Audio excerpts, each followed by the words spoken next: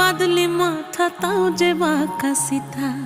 মেদিনীপুরে রায়না চিরন বাঁকুড়ার ওই ফিতা আর যতন করে বাঁধলি মাথা তাও যে বাঁকা সিথা পেছ পাড়িয়া রাজগো